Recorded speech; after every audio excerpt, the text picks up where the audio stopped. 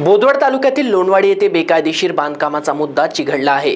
स्थानिक ग्रामपंचायतीच्या आशीर्वादाने पोपट केशव दैवे यांनी बेकायदेशीररित्या बांधकाम सुरू केल्याचा गंभीर आरोप करण्यात आला आहे। या प्रकरणात मुंबई ग्रामपंचायत अधिनियम 1958 च्या कलम 53 अंतर्गत कारवाई करण्यात आली असूनही बांधकाम थांबवण्यात आलेले नाही। यामुळे कायद्याचा थेट भंग झाल्याची बाब आता समोर आली आहे। तसेच भारतीय दंड संहिता IPCच्या कलम 441 व 447 म्हणजे बेकायदेशीर प्रवेश व अतिक्रमण तसेच दिवाणी प्रक्रिया संहितेच्या नियमाचे उल्लंघन झाल्याची ही तक्रार करण्यात आली आहे। ठेकेदार व मजूर यांच्या सहभागामुळे स्थानिक रहिवाशांच्या आरोग्यावर व पर्यावरणावर गंभीर धोका निर्माण झाला आहे। नाल्यावर अतिक्रमण झाल्याने भविष्यात नैसर्गिक आपत्ती निर्माण होण्याची शक्यता वर्तवण्यात येत आहे।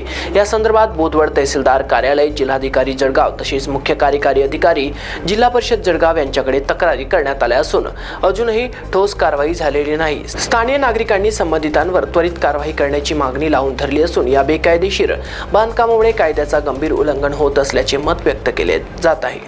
माझे विस्तार अधिकारी तिथे चौकशी करायला आले होते। तिथे त्यांनी त्या जागेची पाहणी केलेली आहे आणि पाहणी केल्यानंतर त्यांनी पंचायतीला एक पत्र दिलेलं आहे, कारण अतिक्रमण काढण्याची जबाबदारी ही ग्रामपंचायतीची आहे।